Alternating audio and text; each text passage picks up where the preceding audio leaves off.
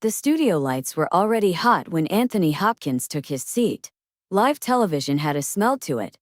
Ozone from the lights, makeup powder, nervous sweat disguised as professionalism. Hopkins noticed these things instinctively. He always had. It was part of how he stayed present without performing presence. The talk show was popular. Sharp-tongued host. Quick audience. The kind of format that rewarded interruption and punished hesitation. Hopkins had agreed to appear because he believed in the work he was promoting, not because he enjoyed the machinery around it. The host greeted him with enthusiasm that felt practiced rather than warm. "Sir Anthony Hopkins," the host announced, drawing applause. "A living legend." Hopkins smiled politely and nodded to the audience. He didn't wave. He didn't exaggerate gratitude. He sat, folded his hands loosely, and waited. The first segment went as expected. They discussed the film, his career, the discipline of acting. Hopkins answered thoughtfully, briefly, without embellishment. The audience laughed when prompted, applauded when cued. Everything ran on rails. Then the host shifted. "So," he said, leaning forward, lowering his voice in a way that signaled a turn, "you've spoken before about spirituality." Hopkins inclined his head. "I've spoken about curiosity," he said. The host smiled. "Right. Curiosity. Faith. Belief. Some would say those things don't belong in the same room as reason anymore." A few audience members chuckled. Hopkins remained still. "You're a man of great intellect," the host continued. "Highly educated. Worldly. Don't you ever worry that any belief is just a crutch? Something people lean on because they're afraid of reality?" The laughter grew louder this time. Hopkins looked at the host, not offended, not amused. "I worry about many things," he said. "That isn't one of them." The host laughed. "Come on.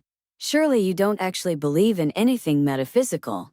The word was emphasized, sharpened. Hopkins paused, not because he was searching for an answer but because he was choosing the moment. "I believe in questions," he said, "and in humility before what we don't fully understand." The host raised an eyebrow. "That sounds like a very elegant way of avoiding the question." Some applause. Some laughter. Hopkins nodded slowly. "Or answering it honestly." The host pressed on. "Isn't faith just another form of self-soothing?" he asked. "A way to make the chaos of existence feel manageable?" The studio laughed again, this time with an edge. This was no longer curiosity. It was positioning. The host wasn't inviting dialogue. He was inviting spectacle. A moment. A clip that would travel. Hopkins understood that immediately. He also understood something else. If he took the bait, he would lose. Not the argument, but the room. He leaned back slightly in his chair, eyes never leaving the host. "May I ask you something?" Hopkins said. The host smiled, sensing control. "Of course." "Do you feel soothed right now?" Hopkins asked. The laughter stuttered. "I mean," Hopkins continued gently, "you seem very certain, very comfortable with your position." The host chuckled. "I'm comfortable with reason, yes." Hopkins nodded. "Then perhaps belief is not the only crutch people lean on." The audience fell quieter. The host shifted in his chair. "Are you suggesting skepticism can be a crutch?" "I'm suggesting certainty can be," Hopkins replied. A ripple moved through the crowd. The host tried to recover momentum. "But surely you don't expect educated audiences to take faith seriously anymore." Hopkins looked out at the audience. Not scanning, not performing, just acknowledging them. "I expect people to take themselves seriously," he said. "And that includes their doubts, their questions, and whatever helps them live honestly." The applause this time wasn't cued. Surprised the production team. The host forced a smile. "So you're saying belief is personal, off-limits to critique?" Hopkins shook his head. "I'm saying ridicule isn't critique." Silence. The control room tensed. This wasn't the exchange they'd planned. The host was supposed to provoke. Hopkins was supposed to deflect politely or react defensively. Instead, he was reframing the entire segment. "Faith has done a lot of harm," the host said quickly, pushing harder now. "Wars. Division. Ignorance." Hopkins nodded. "So has certainty." The audience murmured. "Certainty without curiosity," Hopkins continued. is how people stop listening. The host leaned back, crossing his arms. Are you lecturing me now? Hopkins smiled faintly. No. I'm answering the question you asked. The studio had gone almost completely quiet. This was live television. No edit. No reset. The host could feel it slipping. Not because Hopkins was dominating him, but because he wasn't. Hopkins wasn't trying to win. He was refusing to perform defensiveness. Let me put it another way, the host said, voice tighter. Do you think belief makes people better? Hopkins considered the question carefully. I think honesty does, he said. And people are honest in different languages. The audience applauded again, stronger this time. The host laughed nervously.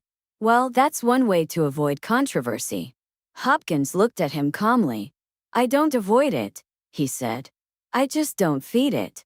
That line landed harder than anything else he'd said, because it named the moment. The host glanced at the camera, then back at Hopkins. He was running out of runway. Well, he said briskly, let's take a quick break. The studio music kicked in too fast.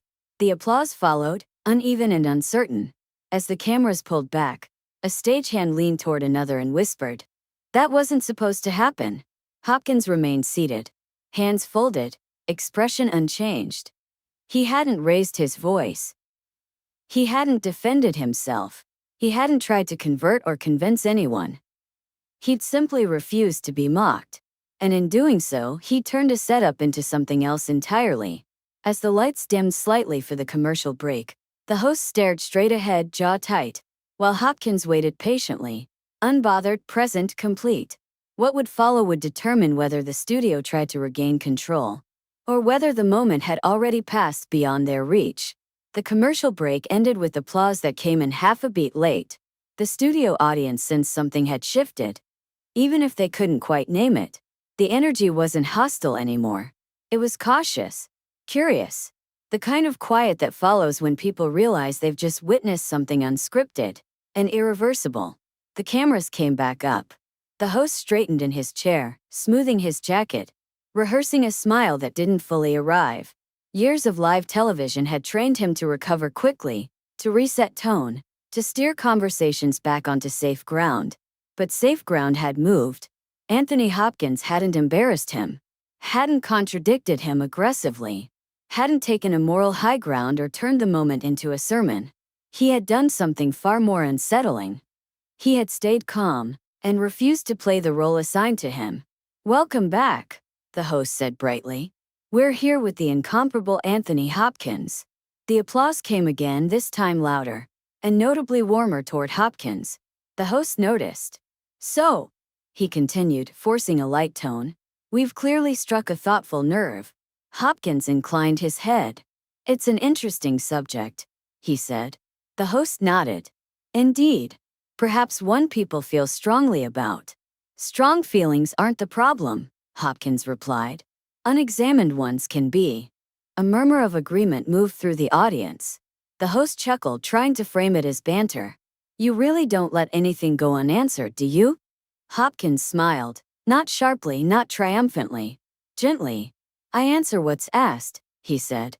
I just don't answer in fear.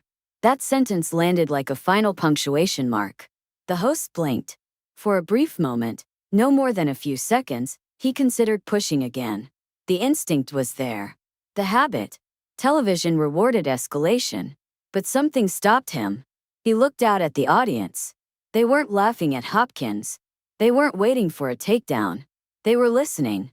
That was new territory. Well, the host said finally, exhaling, let's talk about the film. The pivot was clean, almost abrupt. And just like that, the segment was over. They discussed the movie again, its themes, its characters, its moral ambiguity. Hopkins spoke thoughtfully, as he always did. The audience followed him closely now, no longer waiting for provocation. When the show wrapped, the applause was sustained. Not explosive. Earned. Backstage, the atmosphere was subdued. Crew members avoided eye contact with the host, not out of disrespect, but out of uncertainty. The rhythm of the show had been disrupted, and live television hated disruption. Hopkins stood, thanked the crew quietly, and gathered his coat. As he did, A young production assistant approached him hesitantly. "Sir," she said, "thank you for that." Hopkins looked at her. "For what?" "For not getting angry," she said. "For not making it ugly." Hopkins considered her words. "Anger gives moments legs," he said. "I wanted it to stay where it belonged." She nodded, unsure she fully understood, but feeling the truth of it anyway. Down the hall, the host stood with his producer. "That wasn't what we planned," the producer said. "No," the host replied quietly. "It wasn't." "You think we crossed a line?" The host didn't answer right away. He replayed the exchange in his head. Not the words, but the feeling. The way the room had leaned toward Hopkins. The way laughter had drained out of mockery and been replaced with attention. "I think," he said slowly, "we expected him to defend himself. And he didn't." "No," the host said. "He made us look like we needed defending." The clip aired the next day. Not the full segment. Just enough. Hopkins' question. The pause. The line about certainty. It spread faster than the show itself ever did. Commentators tried to frame it. Some praised Hopkins' composure. Others accused him of sidestepping. A few criticized the host for provoking unnecessarily. Hopkins read none of it. He never did. But the industry noticed. Talk shows adjusted their tone slightly around certain guests. Producers became more cautious about mistaking ridicule for insight. The word respect entered more pre-show briefings. Not because of outrage, because of discomfort. Discomfort caused by the realization that mockery only worked when the target agreed to play along. Hopkins had not. Weeks later, the host was asked about the interview during another appearance. "Did it go off the rails?" the interviewer asked. The host smiled thinly. "No," he said. "It went exactly where it needed to." That was as close as he came to acknowledgement. Hopkins, meanwhile, continued as he always had, working, reading, observing. He didn't become a spokesperson for belief. He didn't give interviews about faith or philosophy. He didn't capitalize on the moment. Because to him, it hadn't been a moment. It had been a boundary. Years later, when someone asked him why he didn't push back harder, he answered simply. "Because force invites force," he said. "And curiosity doesn't need volume." That was the end of it. No para yidimandith. No lesson declared. No winner announced. Just a studio left speechless, not because it had been attacked, but because it had been calmly outgrown. Anthony Hopkins had been mocked on live television, and his response hadn't silenced the room through dominance. It had done something far more unsettling. It had made people listen. And once that happened, the segment was already over, whether the cameras knew it or not.